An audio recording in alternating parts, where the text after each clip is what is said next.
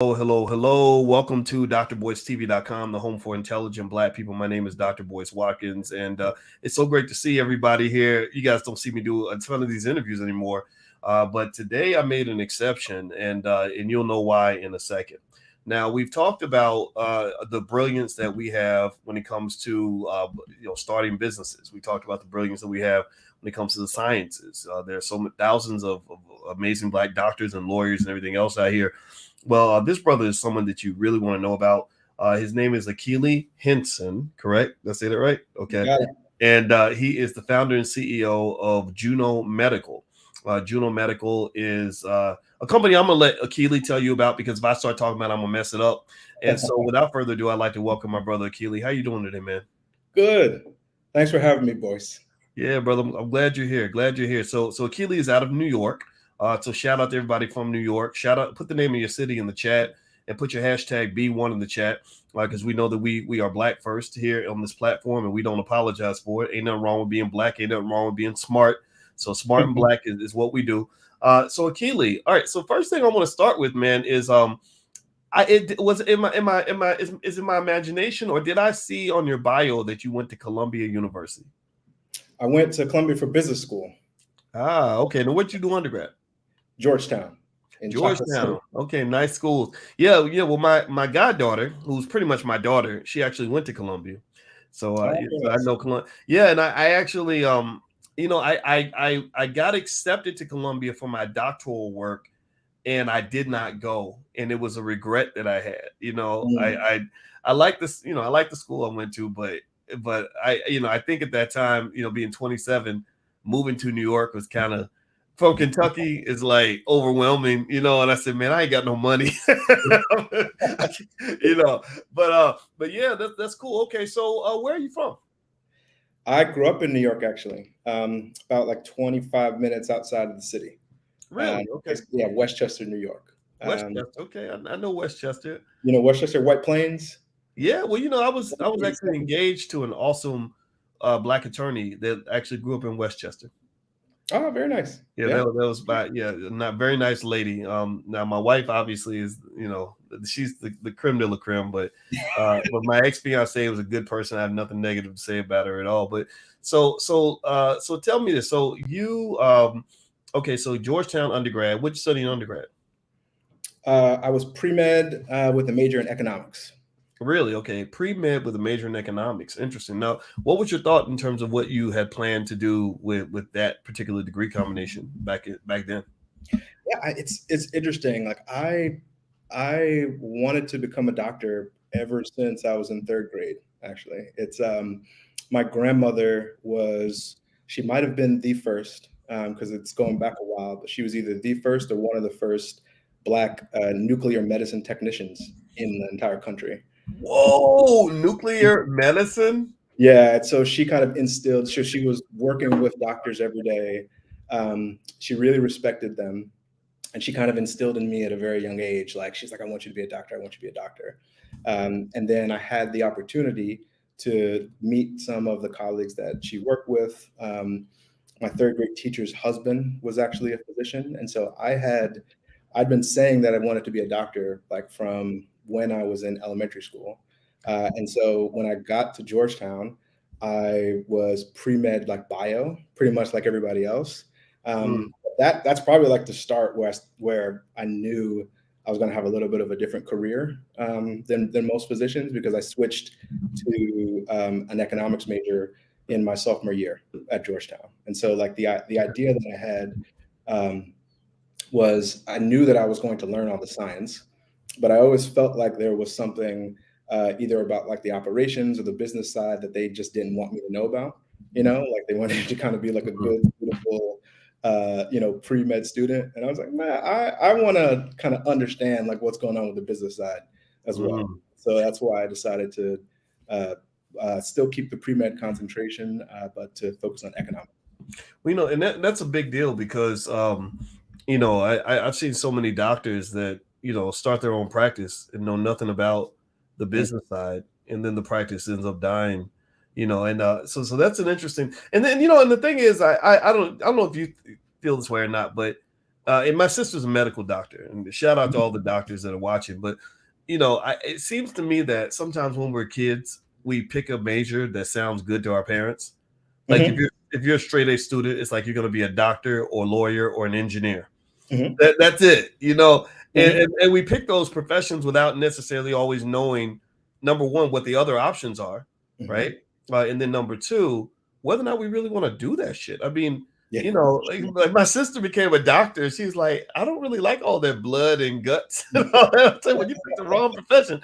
So it was primarily like the influence of the people before you that kind of led you to say, okay, this is the path I want to go down. Mm-hmm. When you started finding yourself and kind of shifted, is that correct? That shifted my major, but like I am a doctor, right? So I trained. I was planning to become a cardiothoracic surgeon, actually. So I went to medical school here in New York City at Cornell. I was in my surgery residency, training to become a lung cancer surgeon, and that's when I actually went to business school in the middle of my surgical training. So that's when I was at Columbia. So you went to business school in the middle of your surgical training. Did you Mm-hmm. do that with the intention of becoming a surgeon with an MBA or something, or were you planning to switch out, or what was the plan with that? What was the thought process? I was planning to kind of address the issue that you talked about, which is, a lot of doctors don't really understand the business side of things, and so it was almost the same experience. And like set of like what I was seeking in undergrad when I switched to econ. It's like I felt like there were some things that they just didn't want me to know about, boys. And so they kind of wanted me to go into a basic science like research lab. And I told them, I was like, I don't really want to do that. I'd like to go to business school instead. And so like, that is what prompted me to go to Columbia for my business education. So when you say that's what prompted you to get your business education, what prompted you to be prompted in the first place? Like what sparked that initial curiosity with business? Did it just come to you, or was there somebody who said, "Hey, make sure you understand the business side"? Like how did that go about? It's a great question. A lot of it is intrinsic. Like I have this. I kind of get obsessed with being able to understand things, and like if I feel like I don't understand it, it's something that I can't let go. And so one of the things that I could not understand is like this is right in New York City, on the Upper East Side of Cornell, 2008, 2009, they still had us carrying like pagers, right? Like a beeper, right? If you remember those from Wow. And what year was this? This was like 2009, right? It just didn't, it didn't, and there were little things like that. And the thing that really didn't make sense to me is that I clearly saw once I started practicing medicine is when it became crystal clear to me that we actually have two different healthcare systems in this country, right? There's one if you are Black, brown, and poor, and then there's a health system for everybody else. And so a significant like part of my family, right, is in that system, right? The system that you don't want to be in. And as I kind of sat and like took care of all these well-heeled patients on the Upper East Side, it was something that I felt like I needed to understand why, right? Like, why is it that I can provide like the best like quality care that you can find on the planet, like myself, but when a family member calls me who lives in North Carolina, I'm like struggling to find anyone who will even see them because they have Medicaid as their insurance company, right? And so like that was the trigger for me wanting to understand, right, the things that I felt like they didn't want to make plain for me. Wow. Well, everybody who's watching, I'm speaking with Akili Hinson. He's the CEO and founder of Juno Medical. If you all could, please hit the thumbs up button. Thumbs up, thumbs up, thumbs up. Also, just as a precursor, I'll mention more about it in a second, but Akili is coming to visit in the Black Business School to talk about his new venture. He's been raising a ton of capital, and he wants to let you all know how to be involved if that's of interest to you. And if you want to know more about it, just go to boycewatkins.com. I put a link right there on my website, right at the top, and you can join the event. It's totally free to come to, and you get a chance to kind of hear more about what Akili's working on. This is a smart brother, and I hope you all will take a look at what he's got going on. So Akili, let me ask you this then. So I find that intriguing that you mentioned that you saw the disparity, you saw the other side of the fence. You know, that's what a lot of, what happens. I notice with a lot of revolutionary types that do things that are just innovative and different. Going all the way back to say, Toussaint Louverture and the Haitian Revolution, it tends to start with being exposed to ideas that they don't want you to have, or seeing things that you weren't supposed to see. And then you say, wait a minute, the good food is in the back.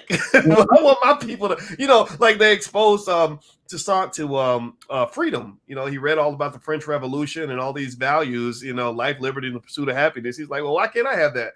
Right. And I remember being at Syracuse University, and I was on the faculty, and I was teaching a lot of really smart people that were mostly not Black. And they were going to Wall Street making a ton of money.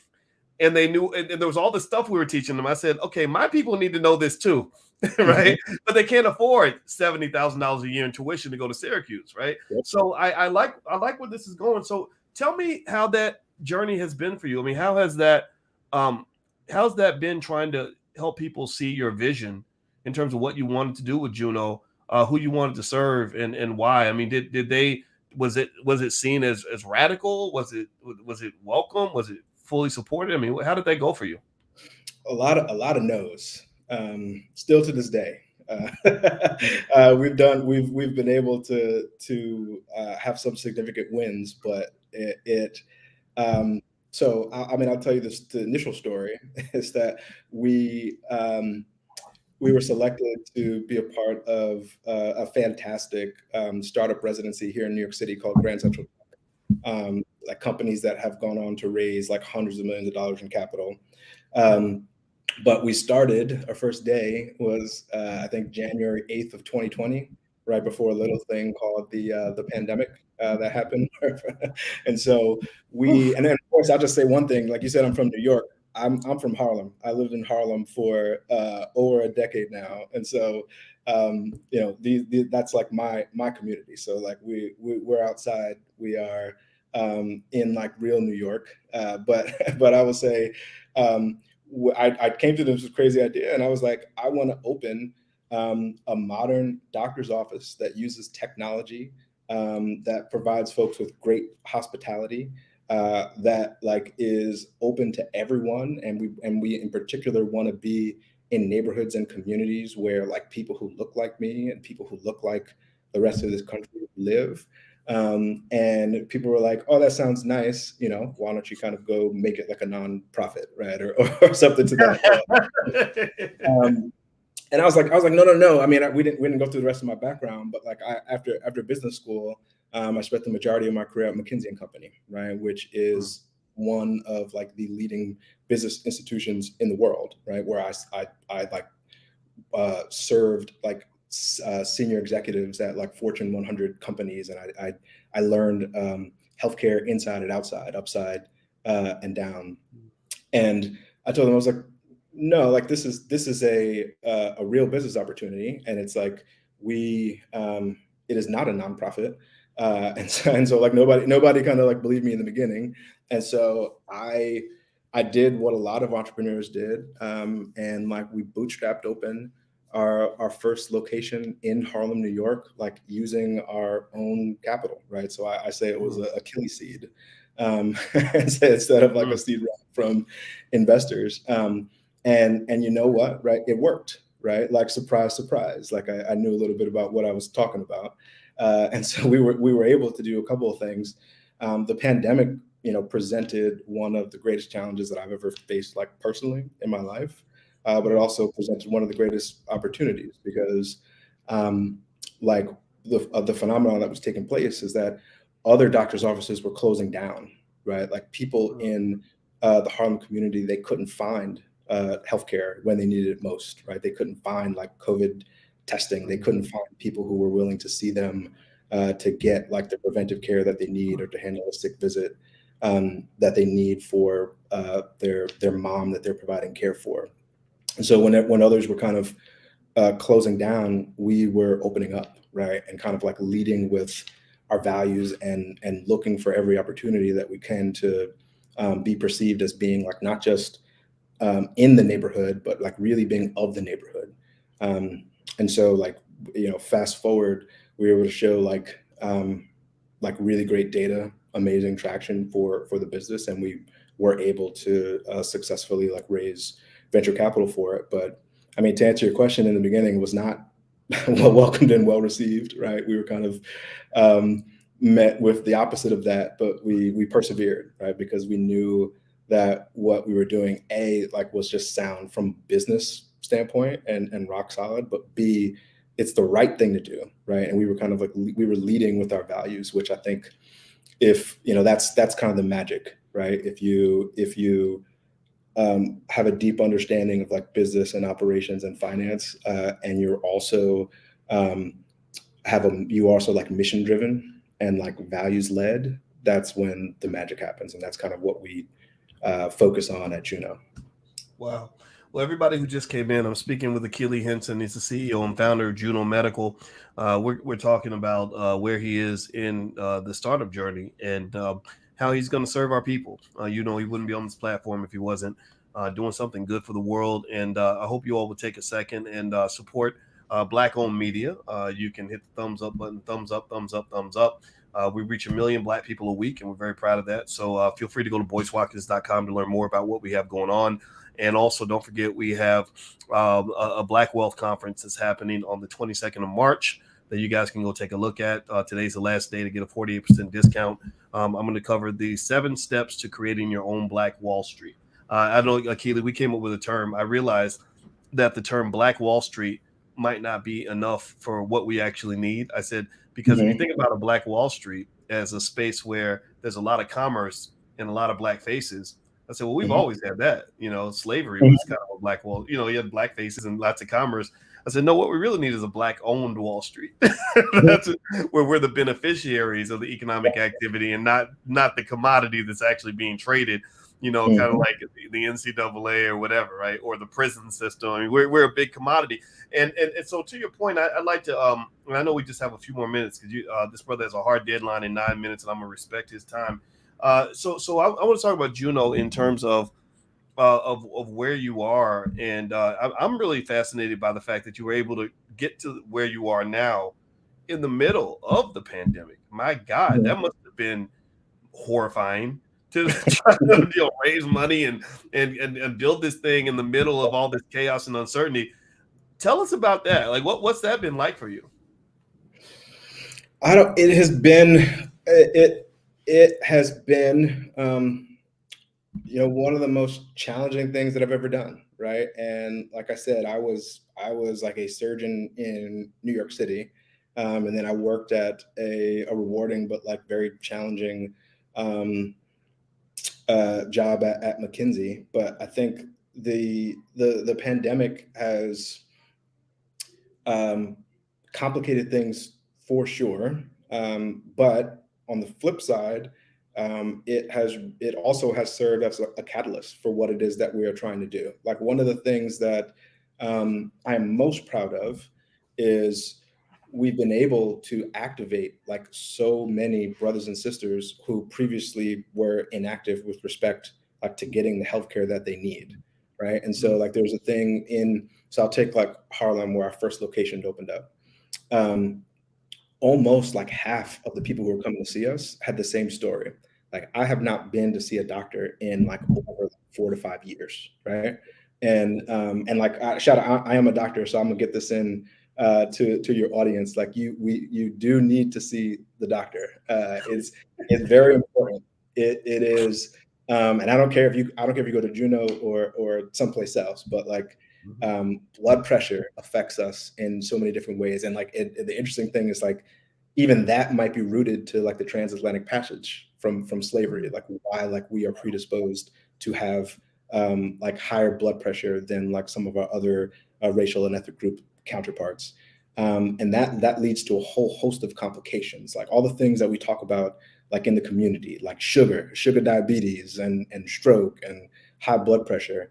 Like having a relationship like with a doctor that you trust is so important to make sure that we can address those things before the bad stuff happens, right? So we all have grandma and them who unfortunately passed away from like a condition like far too soon. And like to your point about like building wealth in the Black community, boys, like one of the like health is wealth, like having longevity that enables like the generation of more like wealth creating opportunities. And so like to bring it back full circle, or to add to your point, if you don't take care of your health and you go out, you spend all your time building wealth, you're going to lose all your wealth trying to get your health back. Exactly. 100%. And then you die at the end of it. So it's you wasted all that time. But go ahead, please, brother. Go ahead. And I was saying like the story that we heard most was basically thank you, right, for bringing doctors who look like us to our community, right? Like I didn't feel comfortable like going to see any healthcare providers who were around because I didn't feel like they would listen. You talk so boy, interesting. You talk about kind of like Black-owned Wall Street.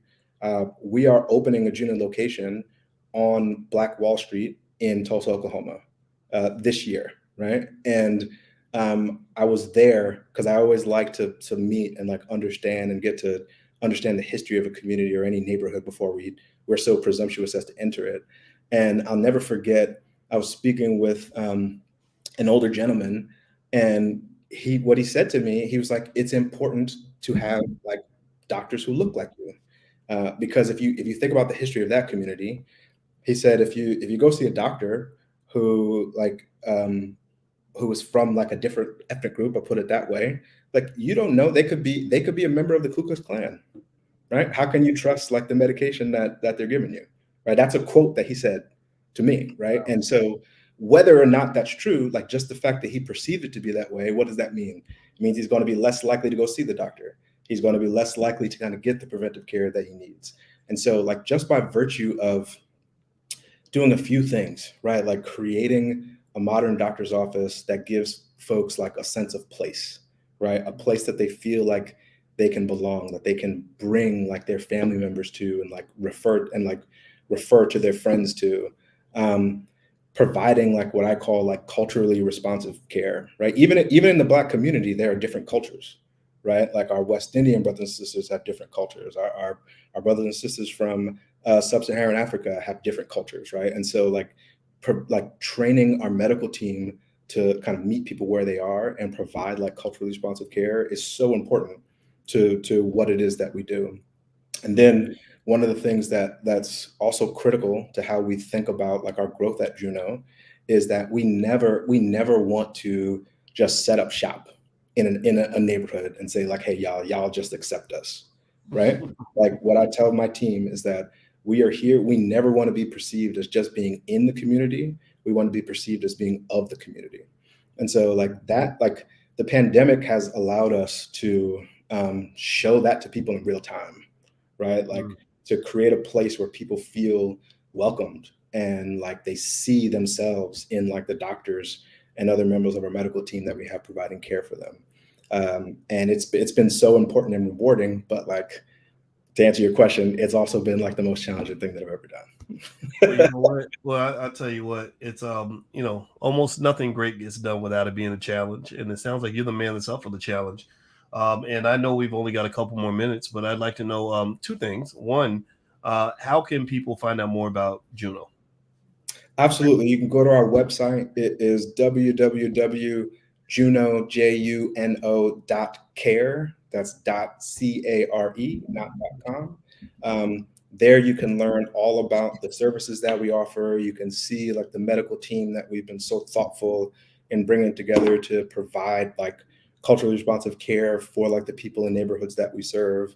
You can learn more about like what it takes to kind of do the things that are necessary to make sure that you're living your full life. And like, since I'm on Dr. Watkins' platform, I'll say like health is wealth, right? Like you have to be healthy in order to be wealthy. And if you are wealthy but unhealthy, and this is your line, you're going to spend all that wealth trying to get your health back. So you might as well keep it. There you go. Health, wealth, and relationships. They're all connected.